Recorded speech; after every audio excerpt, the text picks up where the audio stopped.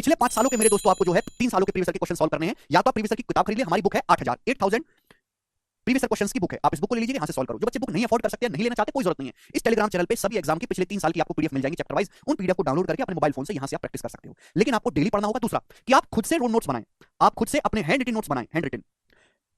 अभी मैंने ना टेलीग्राम चैनल पे जो इस साल का टॉपर था 2022 का मोहित चौधरी, आप ही की तरह इस बैच में पढ़ता था। पिछले साल का टॉपर आप ही की तरह इस बैच में पढ़ता था। उसने भी पूरे नोट्स बनाए थे, 5 कॉपी बनी थी उसकी नोट्स की। हैंड रिटन नोट्स बनाना बहुत जरूरी है। सब मैं आपको जितने भी कंसेप्ट समझाता हूं, जितनी भी थ्योरी लिखवाता हूं, जितना अभी मैं यहां पे बोलता हूं, हर एक बात ना तो पूरा पेपर कर देता। क्यों नहीं हुआ ऐसा? समय लिमिटेड है, 1 घंटा सभी के पास, 1 घंटा सभी के पास लिमिटेड है। तो उनकी स्पीड ही नहीं है, क्योंकि उनको आदत लगी हुई है स्टेप बाय स्टेप पढ़ने की। मैं बीच के स्टेप गायब करूंगा, ये स्टेप आपको गायब करने पड़ेंगे। कम से कम स्टेप पेपर में लिखने हैं, तो जाके आपका सिलेक्शन होगा। स्पीड मेंटेन करना बहुत जरूरी है, वो तभी होगी। हाँ, समझने में आपको थोड़ी तकलीफ जरूर होगी, समझने में थोड़ी प्रॉब्लम जरूर होगी, लेकिन वो धीरे धीरे आपकी आदत में बनेगा। ठीक है जी, ये कुछ बातें थी जो मुझे आपको बतानी थी। अब हम अपना यहां से नया चैप्टर शुरू करेंगे दोस्तों। नया चैप्टर है मेंसुरेशन 2D। हिंदी वाले भाई लिखेंगे चित्रमिति। Mensuration 2D, mensuration 2D, 2D। Hindi वाले भाई लिखेंगे मेरे दोस्तों चित्रमिति। हिंदी वाले भाई लिखेंगे मेरे प्यारे भी चित्रमिति। समझ में आया? चित्रमिति, मेंसुरेशन 2D। हिंदी वाले भाई लिखेंगे चित्रमिति। जी बच्चों ध्यान से सुनेगा, अब प्यार से समझने की कोशिश करेगा। इस चैप्टर में टोटल 4 शीट हैं। इस चैप्टर में टोटल 4 शीट होंगी, पहली, दूसरी, तीसरी और चौथी। पहली शीट में मैं आपको पढ़ाऊंगा त्रिभुज, ट्रायंगल। ट्रायंगल से रिलेटेड जितने भी सवाल बनते हैं पहली शीट में हम वो पढ़ेंगे। दूसरी शीट में हम पढ़ेंगे क्वाड्रिलेटरल, चतुर्भुज। मैं हर चीज को हिंदी और इंग्लिश दोनों में ही बोलूंगा। क्वाड्रिलेटरल हिंदी में चतुर्भुज, चतुर्भुज में भी जितने बनते हैं, स्क्वायर वर्ग हो गया आपका, आपका रेक्टेंगल आयत हो गया, आपका समांतर चतुर्भुज हो गया, आपका समलंब चतुर्भुज हो गया, हर एक चीज को पढ़ेंगे। तीसरे में मेरे दोस्तों हम पढ़ेंगे सर्कल, यानी कि वृत्त, वृत्त से रिलेटेड सर्कल। और चौथी शीट में हम पढ़ेंगे पॉलीगन, पॉलीगन या फिर बहुभुज, पॉलीगन या बहुभुज के बारे में हम पढ़ेंगे। बहुत सारी भुजाओं के बारे में पढ़ेंगे। तो इस चैप्टर में टोटल 4 शीट होंगी, और इन 4 शीट में मैं आपको, इन 4 शीट में दोस्तों मैं आपको 250 से ज्यादा क्वेश्चन, 250 से 300 क्वेश्चन के बीच में आपको प्रैक्टिस करवाऊंगा। 250 क्वेश्चन मैं आपको प्रैक्टिस करवाऊंगा। समझ में आ गया? आप बोलोगे हाँ जी सर। इसका एग्जाम में वेटेज क्या है भाई? जिन एग्जाम में 25 क्वेश्चन आते हैं, जैसे आपका सीजीएल का प्री हो गया, आपका सीटीएसएल हो गया, आपका एमटीएस हो गया, आपका सिलेक्शन पोस्ट हो गया, जिन एग्जाम में 25 क्वेश्चन आते हैं, तो 25 में से या तो एक भी सवाल नहीं आएगा या एक क्वेश्चन आएगा। 25 में से मैक्सिमम एक क्वेश्चन पेपर में आता है। कुछ शिफ्ट ऐसी होती है जिनमें एक भी सवाल इस चैप्टर से नहीं आता है। तो आप समझ पा रहे हैं? यानी कि हम इस चैप्टर को लगभग 15-20 क्लासेस तक पढ़ेंगे, और फिर उसके बाद भी कोई गारंटी नहीं कि इस चैप्टर से एक भी सवाल आए या ना आए, कोई गारंटी नहीं है। लेकिन पढ़ना तो पड़ेगा। बताइएगा, पढ़ना तो पड़ेगा कि नहीं भाई? जैसे ये आपका पूरा चैप्टर है, और चैप्टर में ये सवालों के टाइप हैं, ये सवालों के टाइप हैं है भाई। अब इनमें से कोई भी एग्जामिनर आपको टाइप उठा के दे सकता है, कोई भी टाइप आपको उठा के दे सकता है। लेकिन ऐसा भी हो जाता है कि इसमें से एक भी वो टाइप उठा के दे ना आपको, इस चैप्टर से कुछ भी ना आए। अभी हम कोई अंतर्यामी तो है नहीं, कोई हम त्रिकालदर्शी तो है नहीं है भाई कि त्रिकाल ये एग्जामिनर है, ये सवाल बनाएगा, ये पेपर आने वाला है। हमारे पास पेपर तो है नहीं, ना ही हम एमपी के पटवारी की तरह हमारे पास 15 लाख रुपए की 15 लाख रुपए में सीट खरीद लें, वैसा भी नहीं है। ठीक है दोस्त? तो जीरो या तो एक भी सवाल नहीं आएगा, एक क्वेश्चन आएगा, लेकिन पढ़ना पड़ेगा। अगर किसी बच्चे को सिलेबस करने की ज्यादा चुल्ल है तो इसको छोड़ दो भाई, इस चैप्टर को छोड़ दो, बात खत्म।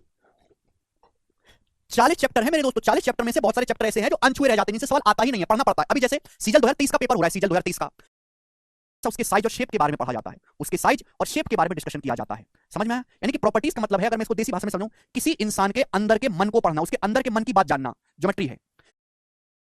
बोर्ड पर मेरे दोस्तों मैंने बना दिया, पॉइंट एक बिंदु है। इस पॉइंट की कोई ना तो कोई लंबाई है, ना ही इसमें कोई चौड़ाई है, ना ही इसमें कोई मोटाई है। तो पॉइंट को हम कहते हैं जीरो डायमेंशन फिगर, मतलब एक ऐसी फिगर जिसकी ना लंबाई हो, ना चौड़ाई हो, ना ही कोई मोटाई हो, उसको हम जीरो डायमेंशन कहते हैं। अगर मैं कोई सीधी रेखा खींचता हूं तो सीधी रेखा में केवल लंबाई होती है, उसकी कोई मोटाई या चौड़ाई नहीं होती है। होती भी है तो हम उसको इग्नोर कर देते हैं, तो 1 डायमेंशन। ठीक है भाई? अब 2 डायमेंशन फिगर क्या बनती है मेरे दोस्तों? ऐसी आकृतियां मेरे प्यारे भाई जिनमें लंबाई भी हो और चौड़ाई भी हो, जैसे कि आपका रेक्टेंगल हो गया। ठीक है मेरे प्यारे भाई? जैसे कि मेरे दोस्तों आपका स्क्वायर हो गया। समझ पा रहे हैं? आप बोलोगे जी सर बिल्कुल सही। जैसे कि आपका मेरे दोस्तों चतुर्भुज हो गया, जैसे कि मेरे प्यारे भाई आपका ये ट्रायंगल हो गया। ये सब क्या है? ये सब 2D फिगर है, ये सब 2 डायमेंशन है भाई। इनमें लंबाई भी है, इस तरफ चलेंगे तो इनमें लंबाई भी है, ऊपर की ओर चलेंगे तो चौड़ाई भी है, लेकिन इनकी कोई मोटाई नहीं है, इनकी कोई थिकनेस नहीं है। तो मेरे दोस्तों ये 2D, ये फिगर कहलाती है 2D फिगर। समझ में आया? आप बोलोगे हाँ जी सर बिल्कुल सही। तो हर चीज को हम एग्जांपल से समझाने की कोशिश करेंगे। तो ये वो आकृतियां हैं जिनमें लंबाई भी नजर आती है, मतलब हम इनमें इधर साइड भी चल सकते हैं और ऊपर की साइड भी चल सकते हैं। लंबाई भी है, चौड़ाई भी है, 2 डायमेंशन फिगर है। समझ में आया? अब 3 डायमेंशन फिगर भाई एक ऐसी आकृति जिसमें लंबाई भी हो, चौड़ाई भी हो, मोटाई भी हो, उन्हें हम 3 डायमेंशन कहते हैं। जैसे कि आपका बॉक्स हो गया, जैसे कि आपका संदूक हो गया। संदूक, आपने बॉक्स देखा है? संदूक भाई, इसमें लंबाई भी है, इसमें चौड़ाई भी है, इसमें मोटाई भी है। जैसे कि मेरे प्यारे भाई हमारी ये कंसेप्ट की किताब हो गई भाई, इसमें लंबाई भी है, इसकी थोड़ी सी चौड़ाई भी है, और इसकी मेरे दोस्त की हाइट भी है। तो ये मेरे प्यारे भाई आपका क्या बन गया? ये एक 3D फिगर है। जैसे कि आपका भाई बेलन है, मम्मी आपको बचपन में बेलन से मारती थी मेरे दोस्तों, इसमें लंबाई चौड़ाई मोटाई तीनों चीजें हैं। ठीक है ना? आप बोलोगे हाँ जी सर बिल्कुल सही। जैसे कि मेरे दोस्तों आपका एक कोन शंकु है। तो ये जो सारी फिगर है मेरे प्यारे भाई 3D फिगर्स कहलाती हैं, 3 डायमेंशन फिगर। ठीक है जी? आप बोलोगे हाँ जी सर। तो सभी को फर्क समझ में आया कि क्या फर्क है? आप बोलोगे जी बहुत बढ़िया, 3D विवेक। ठीक है? तो 0 डायमेंशन, 1 डायमेंशन, 2 डायमेंशन और 3 डायमेंशन। तो आज इस चैप्टर में हम लोग क्या करने वाले हैं? 2D फिगर्स के बारे में पढ़ेंगे, जिनमें केवल लंबाई और चौड़ाई होती है मेरे प्यारे भाई। आगे चलते हैं दोस्तों, ध्यान से मेरी बातों को समझते रहिएगा सब लोग। पेरीमीटर, पेरीमीटर, पेरीमीटर हिंदी में हम लोग कहते हैं परिमाप। मैं केवल 2D फिगर के बारे में बात कर रहा हूं, 2D फिगर के लिए केवल 2 डायमेंशन जिनमें केवल लंबाई चौड़ाई कोई मोटाई नहीं है। पेरीमीटर या परिमाप का क्या मतलब होता है प्यारे बच्चों? जवाब दीजिएगा। पेरीमीटर या परिमाप का क्या मतलब होता है? परिमाप का मतलब होता है किसी भी फिगर के चारों ओर की माप, किसी भी फिगर की चारों ओर की लंबाई को हम पेरीमीटर कहते हैं। जैसे मेरे दोस्तों, ये मैंने आपके सामने एक आयत बना दिया, जैसे कि बच्चों हमने आपके सामने क्या बना दिया, एक आयत बना दिया। तो इसके चारों ओर की आप यहां से चलना शुरू करिए, आप इस लंबाई को नापो, चारों ओर की लंबाई को आपको नाप लेना है, चारों ओर की लंबाई को आप नाप लेना है। जो मैं रेड रेड करूं एक प्रकार की लंबाई ही तो है मेरे प्यारे भाई। आप बोलोगे हाँ जी सर बिल्कुल सही, ये लंबाई है मेरे प्यारे भाई। तो हम इसको कहेंगे कि आयत का परिमाप हो गया। तो परिमाप का मतलब होता है किसी भी फिगर की जो चारों ओर की बाउंड्री होती है ना, बाउंड्री की जो लंबाई होती है, हम उसे उसका परिमाप कहते हैं। समझ में आया? जैसे कि मेरे दोस्तों कोई फिगर इस टाइप की है, कोई फिगर जो है इस टाइप की है मेरे प्यारे भाई, इस टाइप की फिगर है, इसका परिमाप क्या होगा? परिमाप मतलब इसमें जो भी बाउंड्री है, यहां से चलना शुरू करो, इस लंबाई को पैमाने से नापते चलो, इंच टेप से नाप लो। ये जितनी भी लंबाई है मेरे प्यारे भाई, ये इस फिगर का पेरीमीटर या परिमाप कहलाएगी। समझ में आ गया आप लोगों को कि परिमाप क्या होता है? तो परिमाप मतलब चारों ओर की बाउंड्री जो है, चारों ओर की जो बाउंड्री है, उनकी लंबाइयों का योग करना है। इन सभी लंबाइयों को आप जोड़ देंगे हर एक लंबाई को, तो क्या आ जाएगा? इसका पेरीमीटर आ जाएगा। चाहे मेरे दोस्तों आपका एक सर्कल ले लीजिए मेरे प्यारे भाई, सर्कल, सर्कल भी 2D फिगर में आता है। तो आप यहां से मेरे दोस्तों दौड़ना शुरू करिए, जितनी दूरी आप मेरे दोस्तों दौड़ते हैं इस पर, वो क्या कहलाता है? सर्कल का परिमाप कहलाता है। समझ में आ गया? आप बोलोगे हाँ जी सर बिल्कुल सही। तो परिमाप को समझ में आया? कोई डाउट नहीं कि किसी भी फिगर के चारों ओर की जो बाउंड्री है, उसकी जो लंबाई है, चारों ओर की, चारों भुजाओं को, चारों ओर की बाउंड्री की लंबाई का जो योग है, वो जो है परिमाप कहलाता है। तो परिमाप भी एक टाइप की लेंथ है। परिमाप क्या है? एक टाइप की लेंथ है। तो परिमाप को या तो हम सेंटीमीटर में नापते हैं बच्चों, या मीटर में नापते हैं बच्चों, या फिर बहुत ज्यादा बड़ी फिगर है तो हम किलोमीटर में नापते हैं। परिमाप को या तो हम सेंटीमीटर में नापते हैं, या मीटर में नापते हैं स्टूडेंट, या फिर किलोमीटर में नापते हैं। बात समझ में आ गई? आपको रिलेशन पता होना चाहिए स्टूडेंट कि 1 मीटर में 100 सेंटीमीटर होते हैं। ठीक है बच्चों? आप बोलोगे हाँ जी सर। स्टूडेंट 1 किलोमीटर में 1000 मीटर होते हैं, 1000 मीटर। ये आपको पता होना चाहिए, ठीक है? लंबाई नापने का एक नजरिया है, आप लोग जानते भी होंगे। अब हम आगे समझते हैं। अगर किसी बच्चे को इतनी बातें बताने के बावजूद भी अगर उसको नहीं समझ में आता है, तो भाई उसको सरकारी नौकरी की तैयारी बाद में, पहले वो अपने स्कूल की पढ़ाई करे। इससे नीचे की चीज अगर मैं बताने लगूंगा तो सिलेबस ही कभी पूरा नहीं होगा जिंदगी में, 10 साल में सिलेबस पूरा नहीं होगा। हमारे पास लिमिटेड समय है, और जो है पेरीमीटर और सरकमफ्रेंस में कोई फर्क नहीं है। ठीक है जी? आगे चलते हैं। एरिया, आगे चलते हैं मेरे प्यारे। एरिया, एरिया, एरिया, हिंदी में हम लोग इसको कहते हैं क्षेत्रफल। अब बताओ बच्चों, एरिया क्या होता है? What is area? एरिया क्या होता है बच्चों? देखिए आपके सामने बोर्ड दिखाई दे रहा है, आप अपने मोबाइल फोन में देख रहे हैं, बोर्ड है, ये बोर्ड आपको दिखाई दे रहा है, खाली जगह है, एकदम खाली जगह। अब इस बोर्ड पे मैंने इस तरीके से त्रिभुज बना दिया, ये बना दिया इस बोर्ड पे त्रिभुज। तो इस त्रिभुज में बनने पर इस बोर्ड पे जो जगह घेर ली, इस त्रिभुज ने बोर्ड पर ये जो जगह घेर ली है मेरे प्यारे, जो जगह इस त्रिभुज ने बोर्ड पर घेर ली है, इसी को हम बोलते हैं एरिया। मतलब कोई फिगर अस्तित्व में आने पर जितनी जगह घेर लेती है, कोई जगह, कोई वस्तु जो है, कोई चीज कागज पर जितनी जगह घेर रही है, उस जगह को नापने का जो मेजरमेंट है वो आपका एरिया यानी कि क्षेत्रफल कहलाता है। जैसे कि मैंने आपके सामने त्रिभुज बना दिया, पहले त्रिभुज नहीं था बोर्ड पर, मैंने बना दिया, तो इस त्रिभुज ने इतनी जगह बोर्ड पर घेर ली। तो जितनी जगह इसने घेरी है मेरे प्यारे भाई, उसे हम बोलते हैं एरिया। क्लियर है? आप बोलोगे हाँ जी सर। तो एरिया की जो यूनिट होती है, एरिया को या तो हम सेंटीमीटर स्क्वायर में नापते हैं मेरे प्यारे भाई, या फिर बच्चों मीटर स्क्वायर में नापते हैं, मीटर स्क्वायर में, या फिर एक स्टैंडर्ड यूनिट है हेक्टेयर। हेक्टेयर, हेक्टेयर आपने देखा भी होगा, हमारे जो खेती के कागज होते हैं उनमें हेक्टेयर में लिखा होता है। हेक्टेयर का मतलब होता है मेरे प्यारे भाई, 1 हेक्टेयर होता है। हिंदी वाले भाई लिखेंगे इसको हेक्टेयर ऐसे, हेक्टेयर। हेक्टेयर का मतलब होता है 10,000, 10,000 मीटर स्क्वायर। हेक्टेयर का मतलब 10,000 मीटर स्क्वायर ये होता है। तो सभी को समझ में आया? तो एरिया जो है मेरे प्यारे भाई वो सेंटीमीटर स्क्वायर या मीटर स्क्वायर या फिर हम हेक्टेयर में नापते हैं। समझ में आ गया? आप बोलोगे हाँ सर समझ में आया। यानी कि पेरीमीटर और एरिया में फर्क है। पेरीमीटर एक तरीके की लंबाई है, जबकि पेरीमीटर को हम नापते हैं सेंटीमीटर में, एरिया को हम नापते हैं सेंटीमीटर के स्क्वायर में। यानी कि एरिया क्या है? 2 लंबाई का गुणनफल है। एरिया 2 लेंथ का प्रोडक्ट है। भाई पावर 2 कब आएगी? जब सेंटीमीटर की सेंटीमीटर में गुणा होगी, यानी कि 2 लंबाई की गुणा करने पर एरिया आता है। आप बोलोगे हाँ जी सर बिल्कुल सही, कोई प्रॉब्लम नहीं है। मुझे लगता है यहां तक की बातें समझ में आई हैं। अब यहां से बहुत इंपॉर्टेंट कंसेप्ट मैं आपको समझाता हूं, बहुत इंपॉर्टेंट कंसेप्ट, बहुत इंपॉर्टेंट कंसेप्ट, बहुत। और ये कंसेप्ट ऐसा है कि जो मैं किसी भी चैप्टर में इस्तेमाल कर सकता हूं, और मेरा समय यहां से बहुत ज्यादा बचेगा इस कंसेप्ट से। ये कंसेप्ट किसी भी 2D फिगर के लिए सत्य है, फॉर एनी 2D फिगर, किसी भी 2D फिगर के लिए, चाहे वो ट्राइंगल हो, स्क्वायर हो, सर्कल हो, क्वाड्रिलेटरल हो, कुछ भी हो मेरे दोस्तों।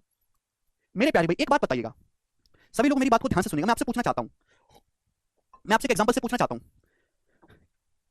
एक त्रिभुज है, त्रिभुज की भुजा है एबीसी, एक त्रिभुज है, त्रिभुज की भुजा एबीसी है, और इस त्रिभुज का जो क्षेत्रफल है वो डेल्टा है। त्रिभुज का क्षेत्रफल कितना है मेरे दोस्तों? त्रिभुज का जो पेरीमीटर है मेरे प्यारे वो पी है, त्रिभुज का परिमाप जो है वो पी है, पेरीमीटर पी है, और इसका एरिया है डेल्टा। डेल्टा, आपके पास एक त्रिभुज है, त्रिभुज की भुजा मेरे दोस्तों एबीसी है, त्रिभुज का परिमाप पी है, और इसका जो क्षेत्रफल है वो डेल्टा है। आप बोलोगे हाँ जी सर बिल्कुल सही, मैं समझ गया, कोई प्रॉब्लम नहीं। हम एक त्रिभुज बनाते हैं बच्चों आपके सामने, जिसकी 3 भुजाएं हैं एबीसी, और इस त्रिभुज का परिमाप यानी कि तीनों भुजाओं का योग पी है और एरिया डेल्टा है। तो बच्चों मैं आपसे जानना चाहता हूं, लॉजिकली सुनिएगा मेरी बात को, अगर मैं इस त्रिभुज की तीनों भुजाओं को दुगना कर दूं, दुगना 2a, 2b और 2c, अगर मैं इस त्रिभुज की तीनों भुजाओं को दुगना कर दूं, तो बताओ पेरीमीटर कितना हो जाएगा और एरिया कितना हो जाएगा? जवाब दीजिएगा, जवाब दीजिएगा। अगर मैं इस त्रिभुज की हर भुजा को दुगना कर दूं, तो परिमाप कितना हो जाएगा और एरिया कितना हो जाएगा? मैं आपसे जानना चाहता हूं, करिएगा।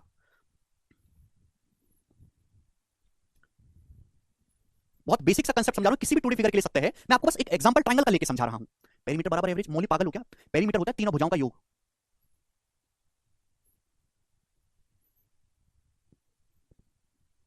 बोथ विल डबल, यही तो गलती है आप लोगों की। आप लोग ये गलती करते हो बेटा, पेरीमीटर को नापते हैं सेंटीमीटर में, सेंटीमीटर में, एरिया को नापते हैं सेंटीमीटर स्क्वायर में। आपको पावर 2 नहीं दिखाई दे रहा? पावर 2। आपके पास एक त्रिभुज है ए बी सी, तो इस त्रिभुज का जो परिमाप होगा वो क्या होगा? इस त्रिभुज का जो परिमाप होगा वो होगा तीनों भुजाओं का योग, ए प्लस बी प्लस सी। भाई लंबाई, त्रिभुज की भुजा भी सेंटीमीटर में नापते हैं, त्रिभुज की भुजा भी सेंटीमीटर में नापते हैं, पेरीमीटर भी सेंटीमीटर में नापते हैं, परिमाप भी सेंटीमीटर में नापते हैं। अब आपने त्रिभुज की हर भुजा को दुगना कर दिया तो भाई भुजा हर भुजा दुगनी होगी, 2a 2b 2c, तो आप बताओ पेरीमीटर भी दुगना नहीं हो गया?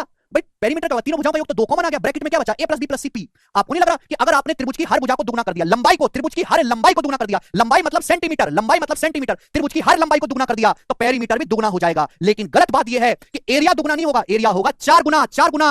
बेटा लंबाई दुगना हुई है, पावर 1 है, एरिया में पावर 2 होता है, तो एरिया 2 का स्क्वायर 4 गुना होगा, 4 गुना, एरिया 4 गुना हो जाएगा 4 डेल्टा। अगर पहले एरिया डेल्टा था तब 4 गुना होगा 4 डेल्टा। समझ में आया? लंबाई में पावर, पेरीमीटर भी क्या है, पेरीमीटर भी एक टाइप की लंबाई है। एरिया लेकिन लंबाई नहीं होता, एरिया होता है लंबाई का स्क्वायर। परिमाप को सेंटीमीटर में नापते हैं, एरिया को सेंटीमीटर स्क्वायर में नापते हैं। अगर आपने किसी त्रिभुज की हर भुजा को दुगना कर दिया तो पेरीमीटर भी दुगना हो जाएगा, लेकिन एरिया हो जाएगा 2 का स्क्वायर 4 गुना। अगर आप ये कहते हो, अगर मैं आपसे कहता हूं कि आपने किसी त्रिभुज की हर भुजा को 5 गुना कर दिया, आपने किसी त्रिभुज की हर भुजा को 5 गुना कर दिया, हर भुजा को 5 गुना कर दिया, तो आपका परिमाप भी 5 गुना हो जाएगा, 5 गुना, लेकिन आपका एरिया जो है, आपका एरिया जो है वो 5 का स्क्वायर, आपका एरिया 25 गुना हो जाएगा, 25 गुना। समझ में आ गया? आप बोलोगे हां जी सर। किसी बच्चे को कोई समस्या, यहां तक किसी बच्चे को कोई डाउट? अगर मैं आपसे कहता हूं कि आपने किसी भी 2D फिगर की हर भुजा को k गुना कर दिया, हर भुजा को k गुना कर दिया, किसी भी 2D फिगर की आपने हर भुजा को k से गुणा कर दी, तो उसके परिमाप में भी k से गुणा हो जाएगी, परिमाप भी k गुना हो जाएगा, लेकिन एरिया k गुना नहीं होगा। एरिया में पावर 2 होती है, एरिया k स्क्वायर गुना हो जाएगा। समझ में आया? आप बोलोगे हां जी सर समझ में आया। ऐसा क्यों होता है? क्योंकि पेरीमीटर को तो बच्चों नापते हैं सेंटीमीटर में, पावर 1 होती है, लेकिन एरिया को नापते हैं सेंटीमीटर स्क्वायर में, पावर 2 होती है। तो अगर आपने त्रिभुज की हर भुजा को दुगना कर दिया तो परिमाप तो 2 गुना हो जाएगा, लेकिन एरिया 2 का स्क्वायर, एरिया में पावर 2 होती है, एरिया 4 गुना हो जाएगा। अगर आपने किसी त्रिभुज लो, चतुर्भुज लो, कुछ भी लो, कोई भी 2D फिगर आप उठा लीजिए, अगर आपने उसकी भुजा को 5 गुना किया है तो उसका परिमाप 5 गुना हो जाएगा, एरिया 25 गुना हो जाएगा। समझ में आया? ठीक है। अगर आपने किसी भी 2D फिगर की भुजा को, हर भुजा को k गुना कर दिया तो परिमाप भी k गुना होगा, लेकिन एरिया k स्क्वायर गुना होगा। मुझे लगता है कि ये बात आपको समझ में आई है। जिस बच्चे को नहीं समझ में आई स्किप कर दो, आगे बढ़ जाओ। पढ़ने का एक ही तरीका, समझ में आ रहा है ठीक है, नहीं समझ में आ रहा छोड़ के आगे बढ़ जाओ, अपने आप बाद में समझ में आ जाएगा। जो बच्चा उसी को उलझा रहता है वो उलझा ही रहता है जिंदगी भर। कुछ चीजें ऐसी होती हैं जो समय के साथ अपने आप समझ में आ जाती हैं, कुछ चीजें, ठीक है। आपको बस एक जगह इमोशन जोड़ के टिके नहीं रहना, आगे बढ़ते जाना है, आगे चलेगा। लेकिन 90% बच्चे इस बात को समझ गए, 10% नहीं समझ पाए। वो 10% ऐसा नहीं समझेंगे, वो समझेंगे, लेकिन जब सवाल होंगे, जब बात 10-15 बार आप लगा लोगे सवालों में, ठीक है जी, चलेगा। आगे चलते हैं नेक्स्ट कंसेप्ट की तरफ मेरे प्यारे भाई। सभी लोग कंसेप्ट की तरफ चलेंगे, बिल्कुल प्यार से मैं आपको समझाऊंगा, बड़े प्रेम भाव से। आ गया स्टूडेंट? बिल्कुल सही। समझ में आ रहा है सभी बच्चों को? आप बोलोगे हाँ जी सर आ रहा है। हम क्या पढ़ा रहे हैं बच्चों आपके सामने? हम आपको पढ़ा रहे हैं त्रिभुज। त्रिभुज जी बच्चों,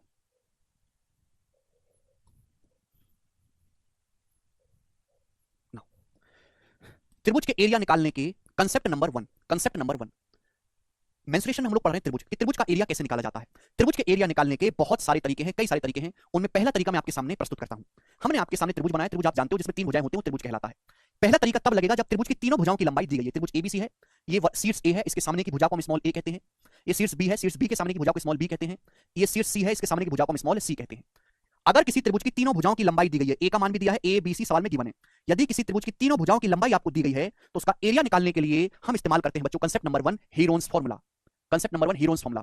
इनके प्रूफ की कोई जरूरत नहीं है, या प्रूफ करते रहोगे तो 5-6 साल में जाकर सिलेबस पूरा नहीं होने वाला, 5-6 साल में भी जाके। हीरोन्स फार्मूला आप बोलेंगे हां जी सर मैं आपकी बात को समझ गया। ये तरीका तभी हम लगाएंगे जब किसी त्रिभुज की तीनों भुजाएं दी गई हों। आप जानते हैं मेरे प्यारे भाई कि अगर किसी त्रिभुज की 3 भुजाएं एबीसी हैं तो त्रिभुज का पेरीमीटर यानी कि परिमाप क्या होगा बताइएगा? परिमाप, तो पेरीमीटर का मतलब तीनों भुजाओं का योग, ए बी और सी, तीनों भुजाओं का योग कर देंगे, ए प्लस बी प्लस सी, ये पेरीमीटर कहलाएगा। समझ में आया? आप बोलोगे हां जी सर बिल्कुल सही, कोई प्रॉब्लम? पेरीमीटर का आधा हम बोलते हैं सेमी पेरीमीटर। पेरीमीटर का आधा बोलते हैं बच्चों, पेरीमीटर के आधे को हम क्या बोलते हैं? Semi perimeter. हिंदी में हम लोग इसको कहते हैं पेरीमीटर, हिंदी में हम लोग इसको कहते हैं अर्ध परिमाप। सेमी पेरीमीटर, सेमी पेरीमीटर को हिंदी, सेमी पेरीमीटर को हिंदी में हम लोग क्या कहते हैं बच्चों? अर्ध परिमाप। क्या कहते हैं स्टूडेंट? अर्ध परिमाप। तो सेमी पेरीमीटर को हम डिनोट करते हैं एस से, एस से डिनोट करते हैं। सेमी पेरीमीटर का मतलब होता है पेरीमीटर का आधा। त्रिभुज की भुजा अगर एबीसी है तो उसका परिमाप होता है ए प्लस बी प्लस सी, तो परिमाप का आधा ए प्लस बी प्लस सी का आधा बटे 2, तीनों को जोड़ के 2 से डिवाइड कर देना है, इसे हम सेमी पेरीमीटर बोलेंगे। आप बोलोगे जी बिल्कुल सही, कोई प्रॉब्लम नहीं है। हीरोन्स फार्मूला को हिंदी में बेटा भी हीरोन्स फार्मूला ही कहते हैं। तो अर्ध परिमाप मतलब परिमाप का आधा, तीनों भुजाओं को जोड़ के आधा कर देंगे। तो अगर किसी बच्चों, अगर किसी त्रिभुज की तीनों भुजाओं की लंबाई आपको दी गई है तो उस त्रिभुज का एरिया निकालने के लिए हम हीरोन्स फार्मूला इस्तेमाल करेंगे। और बच्चों एरिया को हम डिनोट करते हैं डेल्टा से, ये डेल्टा है, डेल्टा, डेल्टा क्या बोलते हैं? डेल्टा। एरिया को हम डेल्टा से डिनोट करते हैं। और एरिया का फार्मूला है, त्रिभुज के एरिया का फार्मूला मेरे प्यारे भाई, under root of s, s minus a, s minus b, s minus c, under root of s, s minus a, s minus b, s minus c, under root of s, s minus a, s minus b, s minus c, ये concept है। सब लोग अपनी copy में इसको उतार लीजिएगा। अगर किसी त्रिभुज की तीनों भुजाओं की लंबाई आपको दी गई है तो त्रिभुज का क्षेत्रफल निकालने का तरीका है Heron's formula, under root of s, s minus a, s minus b, s minus c, under root of s, s minus a, s minus b, s minus c. हर चीज हिंदी में ही बता रहा हूं गुरमीत। हाँ ये फार्मूला हर त्रिभुज के लिए लगेगा प्रताप, हर त्रिभुज के लिए। सर 8वीं में था ये फार्मूला, भाई मैं मानता हूं कि 8वीं में था, बट हमारे देश की आधी जनता केवल 8वीं पास करती है, पढ़ती नहीं है। हमारे देश में केवल लोग क्लास को पास करके आगे बढ़ते हैं, पढ़ के नहीं। समझे? हमारे देश की सरकार इतनी दयालु नहीं होती तो आधा देश 10वीं फेल होता। ठीक है भाई? तो अगर किसी त्रिभुज की तीनों भुजाएं दी गई हैं तो त्रिभुज का जो क्षेत्रफल होगा वो under root s, s minus a, s minus b, s minus c होगा। क्लियर? मैं आपसे सवाल पूछता हूं, आप मुझे सवाल का जवाब दीजिएगा। आप मुझे सवाल का जवाब दो कि एक त्रिभुज की भुजाएं, प्यारे बच्चों, एक त्रिभुज की भुजाएं 9, 13 और 20 हैं। 9, 13 और 18 हैं। तो आपसे पूछा त्रिभुज का क्षेत्रफल क्या है? त्रिभुज का क्षेत्रफल क्या है, ये सवाल है, बताइएगा। करिए। एक त्रिभुज की भुजाएं 9, 13 और 18 हैं, तो हम आपसे जानना चाहते हैं त्रिभुज का क्षेत्रफल क्या है।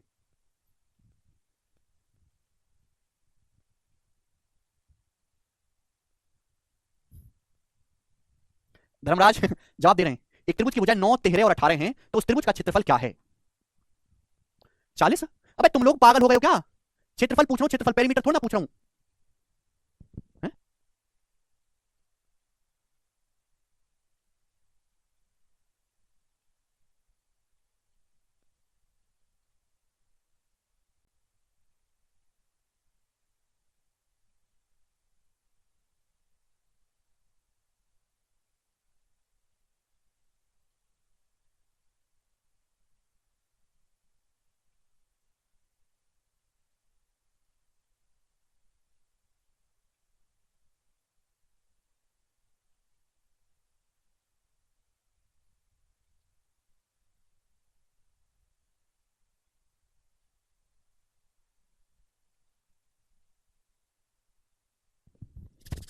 अरे बताओ। एक त्रिभुज की भुजाएं 9, 13, 18 हैं, तो त्रिभुज का क्षेत्रफल क्या होगा? भाई त्रिभुज का क्षेत्रफल निकालने से पहले त्रिभुज का सेमी पेरीमीटर पता करना पड़ेगा। सेमी पेरीमीटर, त्रिभुज की तीनों भुजाएं दी हैं तो इन तीनों को जोड़ के आधा करेंगे। 9 प्लस 13 प्लस 18 कितना आएगा भाई? 18 प्लस 13 31, 31 और 9 40, 40 बटे 2 20। तो सेमी पेरीमीटर मेरे प्यारे भाई यहां से 20 आ जाएगा। बोलो बात समझे? एस का मतलब अर्ध परिमाप। भाई कैसे बालक हो यार, हद होती है। तुम लोग 8वीं क्लास पास कैसे कर लिए यार? इस छोटी सी बात को समझने में 10 मिनट लगाओगे तो हो गया कल्याण, फिर आखिर तक कैसे पहुंचोगे? तो सेमी पेरीमीटर 20 आ गया। लेकिन आपसे नहीं पूछा, आपसे पूछा एरिया। तो बच्चों देखो एरिया का फॉर्मूला लिखा है ना आपको ये वाला, पहले हमको अर्ध परिमाप निकालना है जी। तो क्या आएगा? अंडर रूट एस, एस का मतलब 20, इंटू एस माइनस ए। अब 20 में से 9 को घटाएंगे 11, इंटू एस माइनस बी, 20 में से 13 घटाएंगे 7, इंटू एस माइनस सी, 20 में से 18 घटाएंगे 2। आप बोलोगे हाँ जी सर। अब देखो जो अंडर रूट बन रहा है उसको बाहर निकालो, जिसका अंडर रूट नहीं बन रहा वो नहीं निकाल सकते। अब 11 सत्ते 77, 20 दूनी 40। अब देखो जैसे 20 दूनी 40 हो गया, 40, 40 का मतलब ये 20 दूनी क्या हो गया? 40 हो गया ना। 40 को आप लिख सकते हो 4 दुसाम 40 है भाई। आप बोलोगे हाँ जी सर ऐसे लिख सकते हैं, 40 को 4 दुसाम 40 लिख सकते हैं भाई। जो 4 है, 4 का अंडर रूट निकल जाएगा 2 बाहर, तो अंडर रूट के अंदर बचेगा क्या? ये बचेगा 10 गुणा 11 110, 110 सत्ते में 770, तो 2 अंडर रूट 770 सेंटीमीटर स्क्वायर इस सवाल का आंसर हो जाएगा। मुझे सेंटीमीटर में, मुझे लगता है कि हर एक बच्चे को बात समझ में आ गई है, कोई तकलीफ इसमें नहीं है। तो बच्चों त्रिभुज का एरिया निकालने का पहला तरीका था, मैंने आपको पहला कंसेप्ट समझा, हीरोस फॉर्मूला। अब आगे चलते हैं नेक्स्ट कंसेप्ट की तरफ। नेक्स्ट कंसेप्ट को बड़े प्यार से समझिएगा स्टूडेंट, ध्यान से सुनिएगा मेरे प्यारे भाई। Second concept,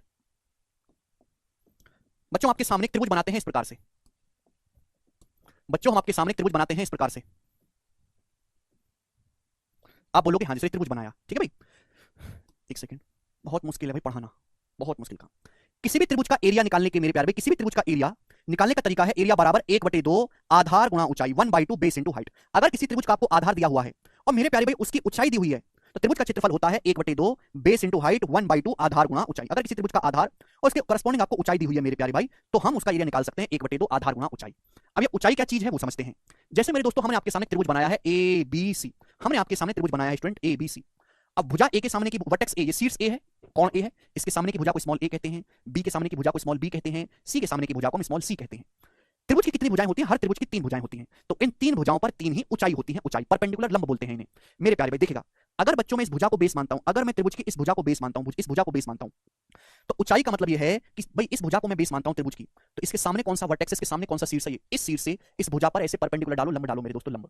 clear? आप बोलोगे हाँ जी सर बिल्कुल सही, कोई प्रॉब्लम नहीं, ऐसे परपेंडिकुलर डालेगा। एक ऐसी लाइन खींचो इस सामने वाले शीर्ष से जिस भुजा को 90 डिग्री के एंगल पे जाके मिले। कितने डिग्री पे एंगल? 90 डिग्री का होना चाहिए। तो ये जो लाइन होगी एडी, ये जो लाइन होगी मेरे दोस्तों एडी, इसको मैं नाम दे देता हूं H1। ये त्रिभुज की भुजा ए पर हाइट कहलाएगी। तो किसी त्रिभुज की 3 भुजाएं होती हैं और ऐसे ही उसकी 3 हाइट होती हैं मेरे दोस्तों। आप बोलोगे हाँ जी सर समझ में आया है। अगर मैं इस भुजा को बेस मानता हूं कि त्रिभुज का बेस है भाई, तो सामने वाला शीर्ष देखो, सामने वाले शीर्ष से इस भुजा पर आप क्या खींचेंगे? एक परपेंडिकुलर, एक लंब खींचेंगे, एक ऐसी लाइन जो इस भुजा बीसी को 90 डिग्री के एंगल पे दिखेगी। तो ये जो लेंथ एडी होगी, ए से डी तक की जो दूरी होगी, ये त्रिभुज की हाइट या ऊंचाई कहलाएगी। क्लियर है? तो त्रिभुज का जो क्षेत्रफल होगा मेरे प्यारे वो क्या होगा? डेल्टा से डिनोट करते हैं 1/2 है भाई। बेस ए है, उसके ऊपर हाइट कितनी है मेरे दोस्तों? H1 है। आप बोलोगे हाँ जी सर बिल्कुल सही, कोई प्रॉब्लम नहीं है, ठीक है ना। तो जैसे मेरे प्यारे में यहाँ पे आपको समझाता हूँ कि त्रिभुज है, तो त्रिभुज का ये भुजा है, तो सामने वाले वर्टेक्स से आप खींचोगे, ये इसकी हाइट है मेरे प्यारे भाई। आप बोलोगे हाँ जी सर बिल्कुल सही, बात क्लियर हुई। तो त्रिभुज का एरिया 1/2 बेस गुणा हाइट। अगर मैं इस भुजा को बेस मानता हूं कि भाई ये आपका बेस है, इस भुजा को बेस मानता हूं, तो सामने वाले वर्टेक्स से, सामने वाले शीर्ष से परपेंडिकुलर डालो, ऐसे ये 90 डिग्री है, तो मेरे प्यारे भाई ये त्रिभुज की हाइट कहलाएगी, ये हाइट हो जाएगी। तो एरिया हो जाएगा 1/2 बेस गुणा हाइट, बेस भी उसके ऊपर हाइट है h2। समझ में आ गया? आप बोलोगे हाँ जी सर समझ आ गया। अगर मैं त्रिभुज की इस भुजा को बेस मानता हूं, ये भुजा सी को, तो इसके सामने वाला शीर्ष क्या, ये यहां से एक ऐसी लाइन खींचो जो इसको 90 डिग्री के एंगल पे जाके मिले, एंगल 90 डिग्री, तो मेरे दोस्तों त्रिभुज की हाइट हो जाएगी। भुजा सी पर ये हाइट है, भुजा अलग अलग हाइट अलग अलग, तो त्रिभुज का एरिया हो जाएगा 1/2 भुजा बेस गुणा हाइट। समझ में आ गया? आप बोलोगे हाँ जी सर। तो किसी त्रिभुज की 3 भुजाएं होती हैं और 3 ही हाइट होती हैं। आप बोलोगे जी बिल्कुल सही। कुछ बच्चों के मन में डाउट होगा, सर अगर त्रिभुज ऐसा हो, सर ऐसे ऑब्टूस ट्रायंगल हो, अधिक कोण त्रिभुज हो, तो इसकी हाइट कैसे बनाएंगे हम? इसकी हाइट तो सर बन ही नहीं पाएगी। बनेगी भाई। भाई अगर मैं इस भुजा को बेस मानता हूं, मैं इस भुजा को बेस मानता हूं, तो ये सामने वाला वर्टेक्स है भाई, यहां से परपेंडिकुलर डालने की कोशिश करो तो भी परपेंडिकुलर डल ही नहीं पाएगा, ये तो डल ही नहीं पाया। डलेगा मेरे दोस्तों। किसी भी भुजा पर उसके सामने वाले वर्टेक्स से हम 90 डिग्री का एंगल डालते हैं, जिसे हम परपेंडिकुलर बोलते हैं। परपेंडिकुलर, एल्टीट्यूड, हाइट, लंब एक ही मतलब है। चाहे आप इसे त्रिभुज की हाइट बोलें, चाहे आप इसे त्रिभुज की हाइट बोलें, चाहे परपेंडिकुलर बोलें, चाहे लंब बोलें, चाहे एल्टीट्यूड बोलें, सारी बातों का मतलब एक ही है। तो भाई अगर मैं इस भुजा को बेस मानता हूं, तो सामने वाला शीर्ष क्या है, ये यहां से एक ऐसी लाइन खींचो जो इसको 90 डिग्री के एंगल पे मिलेगी नहीं। तो आपको क्या करना होगा प्यारे बच्चों, इसको आगे बढ़ाना पड़ता है, आपको इसको आगे बढ़ाना पड़ेगा। आगे बढ़ाओगे तो जाके 90 डिग्री के एंगल पे मिलेगी। तो मेरे प्यारे भाई ये इस त्रिभुज की हाइट बनेगी, ये बनेगी हाइट। क्लियर है? तो बेस ए पर ये हाइट बनेगी 1/2 a गुणा h1। आप बोलोगे हाँ जी सर बिल्कुल सही, ये इस त्रिभुज का क्षेत्रफल हो जाएगा। बेसिकली हाइट का मतलब क्या होता है, किसी भी त्रिभुज की हाइट का और गहराई में जाके समझें। किसी भी त्रिभुज की हाइट का मतलब क्या है? हाइट का मतलब है कि ट्रायंगल किन दो भुजाओं के बीच बना है। जिन दो भुजाओं के बीच त्रिभुज बना होता है, जिन दो समांतर भुजाओं के बीच त्रिभुज बना होता है, वो जो है, जिन दो समांतर भुजाओं के बीच त्रिभुज बना होता है, वो ट्रायंगल की हाइट कहलाती है। जैसे मैंने आपके सामने ट्रायंगल बनाया है ABC, ABC, ध्यान सुनिएगा।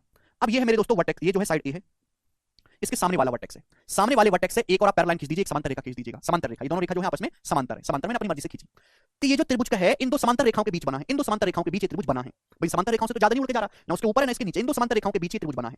तो इन दोनों समांतर रेखाओं की खास बात क्या है? पैरेलल लाइन, पैरेलल लाइन की खास बात क्या है कि इनके बीच की दूरी हमेशा बराबर होती है। ये दूरी अच्छा, ये दूरी अच्छा, बीच की दूरी कभी नहीं बदलती। जैसे रेल की पटरी होती है ना, ट्रेन की पटरी, उनके बीच की दूरी हमेशा सेम रहती है ना, तो क्योंकि ट्रेन की पटरी जो आपस में समांतर होती है, ऐसे ही। तो इन दो पैरेलल लाइन के बीच की जो दूरी है मेरे प्यारे भाई, वही ट्रायंगल की हाइट होगी मेरे दोस्तों।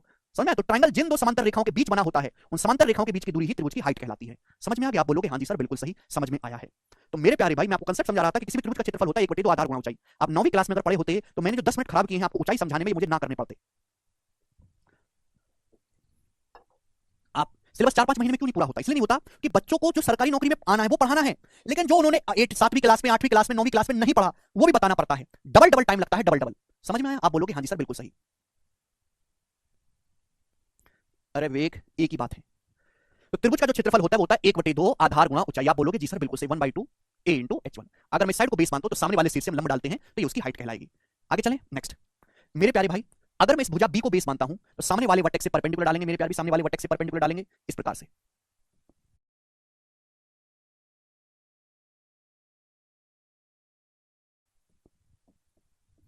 ठीक है, सामने वाले वर्टेक्स से परपेंडिकुलर डालेंगे मेरे प्यारे भाई 90 डिग्री। तो मेरे दोस्तों ये त्रिभुज की हाइट बनेगी।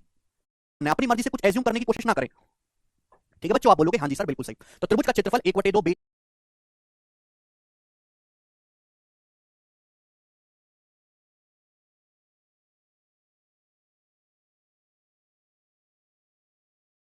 तो त्रिभुज का क्षेत्रफल 1/2 बेस ए हाइट h1 बराबर 1/2 बेस बी और उसके ऊपर हाइट h2 बराबर 1/2 बेस सी और हाइट h3 1/2 ch3। आप बोलोगे हाँ जी सर बिल्कुल सही। हमें बात अच्छी तरीके से समझ में आ गई, इसमें कोई परेशानी नहीं है। जब डेल्टा क्या है? डेल्टा है area. What is area of triangle ABC? त्रिभुज एबीसी का क्षेत्रफल, उसको हम डेल्टा से डिनोट करते हैं मेरे प्यारे भाई। यहां तक की बात सभी बच्चों को समझ में आ गई। अगर मैं 2 को इधर गुणा कर दूं, 2 की अगर मैं इधर गुणा कर दूंगा, 2 2 2, तो आप ये जानते हैं मेरे दोस्तों, ध्यान सुनिएगा, AH1 बराबर BH2 बराबर CH3 क्या आएगा मेरे प्यारे भाई? 2 गुणा डेल्टा, 2 डेल्टा आएगा मेरे दोस्तों। अगर 2 की गुणा होगी तो 2 डेल्टा बराबर A गुणा H1 बराबर B इंटू H3 बराबर C इंटू H3।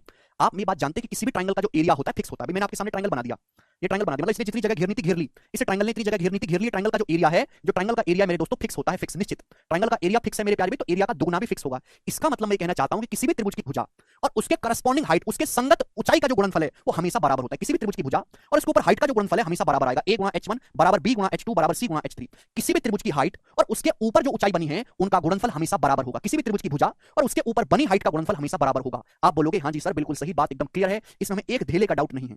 किसी भी त्रिभुज की भुजा और उसके ऊपर जो हाइट बनी है, हाइट, उनका गुणनफल हमेशा बराबर होता है, एक फिक्स वैल्यू निकल के आता है। आप बोलोगे हाँ जी सर बिल्कुल सही। यानी कि किसी भी त्रिभुज की भुजा और इसके ऊपर हाइट का जो गुणनफल है वो एक फिक्स वैल्यू होती है, वो निश्चित वैल्यू होती है। आप बोलोगे हाँ जी सर। बच्चों अगर मैं यहां से त्रिभुज की तीनों भुजाओं का अनुपात निकालूं, अनुपात, ये जब आप रेशियो पढ़ लोगे तो आपको अच्छे समझ में आएगा। जब आप रेशियो पढ़ लोगे ना अर्थमेटिक में तब आपको समझ में आएगा। और ठीक है ना, त्रिभुज की भुजाओं का जो अनुपात है वो हाइट के रेशियो का उल्टा होता है। 1/h1 ratio 1/h2 ratio 1/h3। त्रिभुज की भुजाओं का जो अनुपात होता है वो हाइट के रेशियो का उल्टा होता है, रिवर्स होता है। समझ में आया भाई? अगर मैं भुजाओं का अनुपात निकालूंगा तो h1 उधर जाएगा। a की वैल्यू क्या है? 2 डेल्टा बटे h1, b की वैल्यू क्या है? 2 डेल्टा अपॉन h2, सी की वैल्यू क्या है 2 डेल्टा अपॉन H3।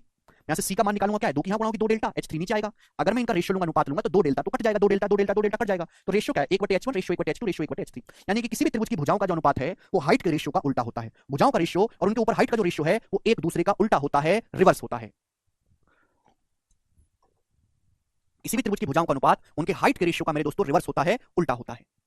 समझ में आया? आप बोलोगे हाँ जी सर, क्लियर है। इसका मतलब हुआ कि साइड जितनी बड़ी होगी हाइट उतनी छोटी होगी। किसी भी त्रिभुज की भुजा और हाइट का जो गुणनफल है वो फिक्स वैल्यू होती है। अगर आप साइड बड़ी लोगे, साइड बड़ी लोगे तो हाइट छोटी होगी, साइड जितनी छोटी होगी उसके ऊपर हाइट बड़ी होगी, क्योंकि आपको गुणनफल फिक्स रखना है। जैसे एग्जांपल के लिए मेरे दोस्तों मैं आपके सामने ट्रायंगल बनाता हूं, मैंने आपके सामने ट्रायंगल बना दिया वाला ट्रायंगल।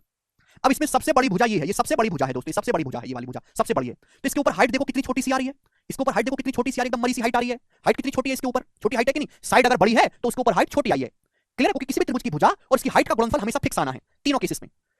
और अगर मेरे दोस्तों मैं ये वाली साइड लूं, मैं ये वाली साइड लूं, ये वाली भुजा सबसे छोटी भुजा है, ये त्रिभुज की सबसे छोटी भुजा है। तो इसकी ऊंचाई देखो सामने वाले वर्टेक्स से परपेंडिकुलर डालेंगे 90 डिग्री, देखो इसकी ऊंचाई देखो कितनी बड़ी आई है, इसकी ऊंचाई देख रहे हैं कितनी ज्यादा बड़ी आई है। आप बोलोगे हाँ जी सर। तो समझ पा रहे हैं कि अगर साइड छोटी होगी तो हाइट बड़ी आएगी, साइड अगर बड़ी होगी तो हाइट छोटी आएगी। इसलिए हम ये कहना चाहते हैं कि किसी भी त्रिभुज की भुजाओं का जो अनुपात है वो हाइट के अनुपात का जस्ट उल्टा होता है। आप बोलोगे हाँ जी सर बिल्कुल सही। किसी भी त्रिभुज की भुजा और उसके करस्पॉन्डिंग हाइट का, उसके संगत भुजा का जो गुणनफल है वो हमेशा फिक्स होता है। अमर कहने सर बेसिक बता दीजिए, बहुत गरीब हूं। अमर, गरीब का बेसिक से क्या लेना देना, और यही बेसिक है, यही सीखना, इससे नीचे कोई बेसिक नहीं होता। इससे नीचे एक ही बेसिक है कि आप 5वीं क्लास का ट्यूशन लगा लो। 2 डेल्टा कहां से आया? अरे भाई यार तुम लोग पागल हो क्या? त्रिभुज का क्षेत्रफल है 1/2 आधार गुणा ऊंचाई। भाई अगर मैं इस 2 को यहां से इधर ले जाऊंगा तो गुणा में नहीं आ जाएगा 2 गुणा में? क्या आप जोड़ना घटाना भी नहीं जानते? अगर आपको जोड़ना घटाना गुणा भाग नहीं आता है तो मेरे बैच में पढ़ने की कोई जरूरत नहीं है। फीस वापस करवाओ और भाड़ में जाओ। अगर आप और भाड़ में जाओ, अगर आपको यहां पढ़ना है तो आपको जोड़ना घटाना गुणा भाग आना चाहिए। बहुत मरी हुई बातों का डाउट नहीं लूंगा मैं। हिमांशु का डाउट है कि सर अगर बेस बी दे रखा है हाइट H3 दे रखे तो कैसे होगा? नहीं होगा हिमांशु। अगर आपको किसी त्रिभुज का एरिया निकालना है तो जो बेस दिया है उसी के ऊपर हाइट पता करनी पड़ेगी। अगर ऐसा नहीं है तो सॉल्व नहीं होगा हिमांशु। समझ में आया? एरिया तभी निकल सकता है जब आपको कोई त्रिभुज की भुजा दे रखी है और उसी के ऊपर हाइट दे रखी है, ठीक है ना। सवाल देखो बहुत बेसिक सवाल है, 21.4 सेंटीमीटर आधार और 15.5 सेंटीमीटर ऊंचाई वाले त्रिभुज का क्षेत्रफल क्या होगा? और आंसर जो इस सवाल का एक दशमलव स्थान तक सही बताना है। देखो सवाल इजी है तो एग्जामिनर कुछ नया तो कर नहीं सकता, तो एग्जामिनर ने क्या किया, केवल इसमें कैलकुलेशन बढ़ा दी है, ठीक है। भाई त्रिभुज का क्षेत्रफल क्या होता है? त्रिभुज का आधार दिया है और उसके ऊपर ऊंचाई दी है, तो त्रिभुज का क्षेत्रफल अभी समझाया हमने 1/2 आधार गुणा ऊंचाई। आधार है 21.4 और ऊंचाई है मेरे दोस्तों 15.5, ये आ जाएगा। इसको कैलकुलेट करना है, कैलकुलेट भी हम जो है थोड़ा दिमाग से करेंगे। अब 2 से 21.4 कटेगा कितनी बार जाएगा? 10.7। 2 से 21.4 काटेंगे 10.7। आप बोलोगे हाँ जी सर। अब गुणा करनी है। देखो जो 10.7 इसको ऐसे देखा करो, 10 प्लस 0.7 ऐसे देखा करो, अलग अलग। 10.7 मतलब 10 अलग और 0.7 अलग, ऐसे देखो। अब 15.5 की 10 में गुणा करेंगे तो 155 आता है, 155 प्लस।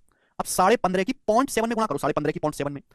आंसर ना काफी ज्यादा देखो नजदीक है, ये दोनों आंसर काफी नजदीक है। 155 ये तो उत्तर आएंगे नहीं। 15.5 की 0.7 में गुणा करनी, तो बताओ क्या आएगा बच्चों गुणा करके? 7 पंजे 35 का 5 हासिल 3, 7 पंजे 35 3 38 हासिल 3, 7 एकम 7 3 10 ही आ जाएगा। दशमलव लगेगा 2 डिजिट के बाद 10.85। तो 155 में 10 जोड़ेंगे तो 165.85 आएगा, 165.85 आ गया। तो ये तो उत्तर है नहीं। अब 165.85 के नजदीक 0.6 है कि 0.9 है? 0.9 है, 0.6 नहीं है। तो आंसर इस सवाल का ए ऑप्शन हो गया। समझ में आ गया? हाँ जी विवेक, बिल्कुल बिल्कुल होगा विवेक, ठीक है। तो इस सवाल का जो आंसर है ए ऑप्शन। तो अगर ऐसे कोई कैलकुलेटिव सवाल आता है तो गुणा ब्रेक करके किया करो भाई। 115.5 की 10.7 में गुणा करनी थी, ऐसे भी कोने में ले जाऊंगा। मैंने ये देखा कि 10.7 को लिखा जा सकता है 10 प्लस 0.7। 15.5 की 10 में गुणा कर 155, फिर 15.5 की 0.7 में दोनों को जोड़ दिया, जल्दी होती है कैलकुलेशन। तो लगभग ये आंसर है। तो बच्चों आज की क्लास को हम यहीं पे छोड़ते हैं। आज वार्म अप था, कल हम इस पे और कंसेप्ट बताएंगे, इस पे सवाल भी करवाएंगे। बस मेरी ये विनती है कि आज मैंने आपको जो बहुत थोड़ा सा पढ़ाया है आप इसका रिवीजन करके आइएगा मेरे दोस्तों, ठीक है ना। मैं वही पढ़ाऊंगा जो एग्जाम में आता है, और आपको अगर एग्जाम का लेवल यहाँ है तो हम यहीं से पढ़ाना शुरू करेंगे मेरे प्यारे भाई, ठीक है ना। जो मिनिमम लेवल का सवाल आता है, आप ये उम्मीद करो कि मैं चौथी पांचवी छठी क्लास का सिलेबस आपको पढ़ाता रहूंगा, नहीं। आपके एग्जाम में 9th क्लास का सिलेबस है तो हम 9th का ही पढ़ाएंगे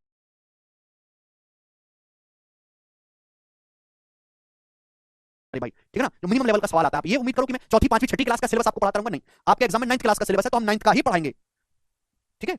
चलेगा दोस्तों, आज हम इतना ही छोड़ेंगे, बाकी कल करेंगे हम यहां से। बाय।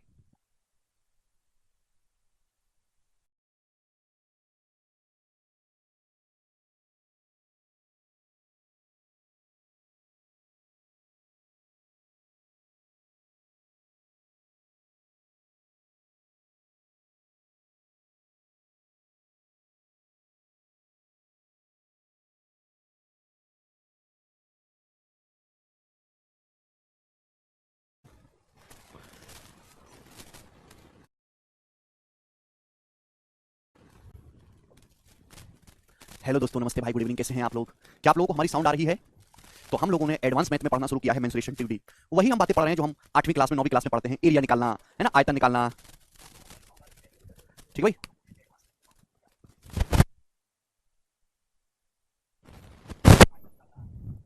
ठीक है जी, साउंड क्लियर है? हाँ जी, अब साउंड क्लियर है।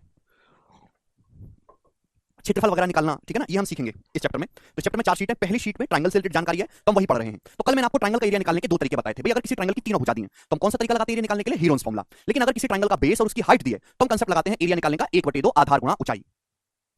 ठीक है, 1/2 बेस इंटू हाइट। समझ में आया? ये दोनों कंसेप्ट मैंने आपको बड़े डिटेल में समझाया था कि हाइट क्या होता है। हमने आपको ये भी बताया था कि किसी ट्रायंगल की हाइट, किसी ट्रायंगल की भुजा और करस्पॉन्डिंग हाइट, उसके ऊपर हाइट का जो गुणनफल है वो हमेशा फिक्स वैल्यू होती है। जी बच्चों, अब उसी पे बेस में आपसे सवाल पूछ रहा हूं। सवाल नंबर 2, ये बताइएगा जल्दी से। एक ट्रायंगल की 2 भुजाएं हैं 12.8 मीटर और 9.6 मीटर। यदि तरबुज की ऊंचाई 12 मीटर है जो 9.6 मीटर वाली भुजा के संगत है, तो 12.8 मीटर वाली भुजा के संगत ऊंचाई क्या होगी? ये सवाल आपके सामने है। बड़ा प्यारा सा सवाल है मेरे प्यारे भाई। देखिएगा, सवाल ये है कि एक त्रिभुज की 2 भुजाओं की लंबाई दी है, ट्रायंगल की 2 भुजाएं दी हैं आपको 12.8 और 9.6 मीटर। ये ट्रायंगल की 2 भुजाएं, ठीक है। बोला कि जो त्रिभुज की ऊंचाई 12 मीटर है 9.6 मीटर वाली भुजा पर, यानी कि जो 9.6 मीटर वाली भुजा है इसके ऊपर जो हाइट है वो त्रिभुज की 12 मीटर है। तो पूछा है 12.8 मीटर वाली भुजा के संगत ऊंचाई क्या होगी? हमने कल ही बताया कि किसी भी त्रिभुज की भुजा और उसके ऊपर हाइट का जो गुणनफल है वो बराबर होना चाहिए। बच्चों आप बोलोगे हाँ जी सर बताया है। तो स्टूडेंट हमने ये मान लिया कि 12.8 मीटर वाली भुजा की जो संगत ऊंचाई है वो h है। हमने h मान लिया, h निकालना है। तो भाई त्रिभुज की भुजा कितनी है? 12.8 मीटर। क्लियर? आप बोलोगे हाँ जी सर। इसकी ऊंचाई, इसके ऊपर ऊंचाई कितनी है? h, जो आपको निकालना है। तो जो प्रोडक्ट होगा भुजा और हाइट का गुणनफल किसके बराबर होना चाहिए? भाई भाई त्रिभुज की भुजा 9.6 मीटर है, उसके ऊपर हाइट कितनी है? 12। 9.6 मीटर साइड के ऊपर ट्रायंगल की हाइट कितनी है? 12। तो बराबर हो जाएगा 9.6 मीटर त्रिभुज की अगर भुजा है तो उसके ऊपर हाइट कितनी है? 12 मीटर। तो बच्चों बराबर होना चाहिए। आप बोलोगे हाँ जी सर। अब बताओ किससे जाएगा? 32 से। 32 चौका 128, 32 दिया 96, 3.2 से कट गया बच्चों। 4 से 12 कितनी बार कट गया? 3 बार कट गया। तो हाइट आ गई मेरे प्यारे भाई, यहां से 3 तिया 9, तो हाइट यहां से 9 मीटर आ गई और 9 ही सवाल का आंसर हो जाएगा बी ऑप्शन। तो बड़ा बेसिक सवाल है, इससे नीचे के सवाल की उम्मीद मत करो कि बनता है। कंपटीशन में तो बहुत दूर की बात है, जो हम बचपन में पढ़ाई करते हैं वहां भी इससे नीचे के सवाल नहीं बनते हैं। ठीक है, कल ही क्लास में आपको कंसेप्ट समझाया है कि आगे चलेंगे। नेक्स्ट सवाल नंबर है 3। अभी हम कौन सा कंसेप्ट करवा रहा हूं आपको? 1/2 बेस गुणा हाइट, 1/2 आधार गुणा ऊंचाई। ये बताइएगा प्यारे बच्चों, सवाल नंबर है आपके सामने 3, ये बताइएगा जल्दी से क्या आंसर है? The base of triangle field is 3 times it's altitude. एक त्रिभुज के क्षेत्र का आधार इसकी ऊंचाई का 3 गुना है। बोला है एक त्रिभुज के क्षेत्र का जो आधार है वो इसकी ऊंचाई का 3 गुना है। ये सवाल जो ना, ये जो आपके सामने सवाल दिख रहा है, ये एमटीएस के पेपर का है, एमटीएस के 2022 के पेपर का एज इट इज सवाल। और एमटीएस पूरे सेंट्रल, पूरी केंद्र सरकार की सबसे निचले स्तर की भर्ती होती है। देखिएगा, एक त्रिभुज के क्षेत्रफल का जो आधार है इसकी ऊंचाई का 3 गुना है। ठीक है, यदि खेत को 24.4 रुपए पर हेक्टेयर की दर से जोतने की लागत 448.35 रुपए है, तो आपसे पूछा है इसकी ऊंचाई, खेत की ऊंचाई क्या है? ऑप्शन आपके सामने है, ये बताइएगा जी। बच्चों ये सवाल तभी सॉल्व हो सकता है जब आप इसके लिए एरिया निकालो। तो आपके पास मेरे दोस्तों खेत है, ऐसे समझिए कि आपके पास एक खेत है, ये रहा आपके पास एक त्रिभुजाकार खेत है। त्रिभुजाकार खेत आपके सामने है, ऐसे समझ लीजिए। ये बोला है कि इसका आधार जो ऊंचाई का 3 गुना है, मतलब अगर इसकी ऊंचाई h है ना, h, तो इसका आधार ये 3 गुना है 3h, इसका जो बेस है वो 3h है। तो भाई ये सवाल आसानी से सॉल्व किया जा सकता है। अगर मुझे इस खेत का, ये ट्रायंगुलर शेप का खेत है त्रिभुजाकार क्षेत्र का, तो इसका अगर मुझे एरिया, क्षेत्रफल पता लग जाए, चित्र बनाने की कोई जरूरत नहीं है, ना ही कोई चित्र का लेना देना है। एक त्रिभुजाकार ऐसे समझ लो कि खेत है मेरे दोस्तों, फील्ड है, उसका जो आधार, उसका जो बेस है वो हाइट का 3 गुना है। अगर हाइट h है तो आधार 3 गुना है 3h। यदि खेत को 24.4 रुपए पर हेक्टेयर की दर से जोतने की लागत 448.35 रुपए है, तो इसकी ऊंचाई क्या होगी? एक बात बताओ, एक बात बताओ, इस लाइन को ढंग से समझने की कोशिश करेगा। सवाल एक स्टेप आगे, इस सवाल में एरिया दिया नहीं है, इस सवाल में आपको एरिया पता लगाना पड़ेगा। इस लाइन का इस्तेमाल करके, इस लाइन का इस्तेमाल करके आपको एरिया पता लगाना पड़ेगा। ये बोला गया है कि खेत को जब हम मेरे प्यारे भाई जोतने का जो कॉस्ट है वो 24.4 रुपए पर हेक्टेयर, मतलब 1 हेक्टेयर अगर हम खेत को जोतते हैं तो उसका खर्च 24.4 रुपए आता है। अगर हम 1 हेक्टेयर खेत को जोतते हैं तो उसका खर्च 24.4 रुपए आता है। अगर पूरे खेत को जोतने का खर्च 448.35 रुपए है, तो भाई खेत का क्षेत्रफल होगा क्या? हेक्टेयर, क्षेत्रफल को नापने का एक तरीका है। हेक्टेयर का मतलब होता है, मैंने आपको कल ही समझाया था, 1 हेक्टेयर होता है बच्चों 10,000 मीटर स्क्वायर, 10,000 मीटर स्क्वायर होता है। यानी कि 1 हेक्टेयर खेत को जोतने का खर्च है 24.4 रुपए। अगर पूरे खेत को जोतने का खर्च 448.35 रुपए आया है, तो उस खेत का एरिया कितना होगा? भाई टोटल खर्च आया है 448.35 रुपए। इसको डिवाइड कर देंगे, इसको भाग कर देंगे, किससे भाग करेंगे? 24.4 से इसको भाग कर देंगे 24.4 से। ये आपके खेत का एरिया आ गया हेक्टेयर। ये हेक्टेयर आ गया मेरे दोस्तों। समझ में आ गया कि नहीं? बताओ, इसमें किसी बच्चे को कोई डाउट है? इसमें किसी स्टूडेंट को कोई डाउट है? ये बताइएगा। अगर मैं खेत जोतने का टोटल खर्च को डिवाइड कर दूं कि भाई 1 हेक्टेयर का कितना खर्चा आया, चलो और देसी भाषा में आपको समझाता हूं, एक और देसी भाषा में। सपोज आपके खेत है, आपके पापा आके कहें यार आज मैं ट्रैक्टर वाले से बात करके आया, उसने ना 200 रुपए पर बीघा बताया खेत जोतने का खर्चा कितना, 200 रुपए पर बीघा खेत जोतने का खर्चा बताया है। तो आपकी मम्मी बोली अरे कितना खर्चा बैठा फिर टोटल? तो आपके पिताजी बोले 1000 रुपए बैठा, 1000 रुपए। तो बताओ आपके पास कितना खेत होगा? कितना खेत होगा आपके घर में? अगर आप घर में घर वालों की बात को भी ध्यान से सुने तो आप समझ जाओगे। आपके घर वाले, आप पिताजी आके कहते हैं यार मैं आज ट्रैक्टर वाले से बात करके आया, उसने बोला भाई साहब खेत जोतने के 200 रुपए लूंगा 1 बीघा के, 200 रुपए पर बीघा लूंगा, 200 रुपए प्रति बीघा खेत जोतने का लूंगा। ठीक है भाई? मम्मी बोली आपके कितना खर्चा है फिर टोटल? 1000 रुपए का खर्चा आया। तो आपके पास कितने बीघा खेत रहा होगा? 1000 को 200 से भाग दे देंगे, 1000 को 200 से भाग दे देंगे, 5 बीघा। ऐसे ही तो है भाई। 1 हेक्टेयर 24.4 रुपए प्रति हेक्टेयर, प्रति हेक्टेयर का मतलब है कि 1 हेक्टेयर खेत जोतने का खर्च 24.4 रुपए आया 1 हेक्टेयर जोतने का, और टोटल खेत जोतने का खर्चा है 448.35 रुपए। तो आपके पास खेत कितना होगा? भाई टोटल खर्चे को 1 हेक्टेयर के खर्चे से भाग लगा देंगे, ये होता है। तो भाई ये बहुत मामूली सी बातें हैं जो अनपढ़ लोग भी जानते, पर आप थोड़े पढ़े लिख गए हैं तो आप लोग नहीं जानते। ठीक है जी? तो आप मुझे बताओ दोस्तों कितनी बार कटेगा? आप मुझे बताइएगा कितनी बार डिवाइड होगा? दशमलव से दशमलव चला जाएगा मेरे प्यारे भाई, बताइएगा, बोलो। तो देखिए 5 से काट लेते हैं इसको, हम किससे काट लेते हैं 5 से, 5 अट्ठे 40, अभी 5 अट्ठे 40, 4 5 नाम 45, 3 5 चिंग 30, 5 सत्ते 35, ठीक है जी। आप बोलोगे हाँ जी सर, और 5 से चला जाएगा मेरे दोस्तों 10 यहाँ पे 2 बार, भाई 2440 का मतलब 2400 244 गुना 10, 10 को मैंने काट लिया 5 से 2 बार, ठीक है भाई। आप बोलोगे हाँ सर। अब 244 में क्या आ रहा है मेरे दोस्तों 61, 244 का मतलब है 4 गुना 61, तो 61 तो एक प्राइम नंबर है, यानी कि 61 से कटेगा ही कटेगा, ये जो है 61 से कटेगा ही कटेगा, अदरवाइज सॉल्व नहीं होगा। 61 से कट रहा है 4 बार, और 61 से कितनी बार कट रहा है, 61 एकम 61 मेरे दोस्तों, और बचेगा आपका 286, फिर ये 61 मेरे दोस्तों कटेगा आपका 4 बार, ठीक है, फिर 7 बार 147। बात समझ में? आप बोलोगे जी सर। तो 147/8 147/8 हेक्टेयर में आया है, ये 147/8 हेक्टेयर में आया है, हेक्टेयर में। समझ में आया आपका एरिया किसमें है, हेक्टेयर में। आप बोलोगे हाँ सर ये हेक्टेयर में आया है एरिया, ठीक है, बस हमने कैलकुलेशन की है। लेकिन आपसे पूछा ऊंचाई, ऊंचाई किस में बतानी है, मीटर में। भाई जब हमें सब कुछ पता है तो एरिया को बराबर कर देते हैं। भाई इसका जो ऊंचाई है उसका 3 गुना है आधार, तो किसी त्रिभुज का क्षेत्रफल क्या होता है, त्रिभुज का क्षेत्रफल होता है 1/2 बेस गुना हाइट, बेस है 3h, बेस है 3h मेरे दोस्तों, हाइट है, आप बोलोगे हाँ जी सर बिल्कुल सी बराबर, किसके बराबर होगा। भाई अगर आपको ऊंचाई मीटर में निकालनी है तो एरिया को भी मीटर में, मीटर स्क्वायर में लिखना चाहिए। एरिया है 147/8 हेक्टेयर, 147/8। अब हेक्टेयर को अगर मीटर में बदलना है तो एक हेक्टेयर में कितने होते हैं 10,000 मीटर स्क्वायर, तो इसको 10,000 से गुणा करनी पड़ेगी जिससे कि मीटर स्क्वायर में बदल जाए। किससे गुणा करनी पड़ेगी, 10,000 से, 10,000 मीटर स्क्वायर से इसको गुणा करनी पड़ेगी 10,000 से। अब ये एरिया मीटर स्क्वायर में आ गया, कैलकुलेशन करेंगे तो आपका सीधा आंसर मीटर में आएगा। आप बोलोगे हाँ जी सर बिल्कुल सही। भाई देखो बहुत सिंपल कैलकुलेशन है, ऐसा नहीं कि कैलकुलेशन बहुत मुश्किल है, नहीं, वो आज तक आपने कभी की नहीं जीवन में, इसलिए मुश्किल लगती है। 2 से 8 4 बार, जितना ज्यादा प्रैक्टिस करोगे उतना ज्यादा सीखेंगे। ये 49 बार। तो बच्चों एच गुणा एच क्या आ गया, एच की एच में गुणा होगी तो ये हो गया एच स्क्वायर, ये एच स्क्वायर हो गया, एच स्क्वायर। अब दोनों तरफ से हम अंडर रूट लेंगे, अंडर रूट, अंडर रूट जब हम लेंगे दोनों तरफ से तो 49 का अंडर रूट 7, 10,000 का अंडर रूट 100, 10,000 का अंडर रूट 100, नीचे 4, 4 का अंडर रूट 2, तो 700/2 यानी कि 350। तो यानी कि त्रिभुज की जो हाइट है वो 350 मीटर आ गई, और बी ऑप्शन इस सवाल का आंसर हो जाएगा 350 मीटर। देखिए तो देखो ये दोनों मैंने आपको अभी तक जो 2 सवाल कराए इसी टाइप के सवाल है, टाइप चेंज नहीं हुआ है, लेकिन ये बहुत बेसिक वन लाइनर है। इसमें एमटीएस का सवाल है, लो एग्जाम का, लेकिन एक लेवल आगे पूछ लिया। आपकी मेहनत बढ़ा दी, क्या मेहनत बढ़ा दी, एरिया आपको कैलकुलेट करना पड़ा, एरिया सीधा सीधा दे देता तो हम ये चीज ही करते, यहाँ पे एरिया पहले आपको निकालना पड़ा। तो ऐसे सवाल पेपर में आ जाते हैं, ठीक है। आप बोलोगे जी बहुत बढ़िया, आगे चलेंगे सर, नेक्स्ट क्वेश्चन की तरफ चलेगा। सवाल नंबर आपके सामने यहाँ से 4, 2 कहां से आया, एरिया का फॉर्मूला नहीं समझ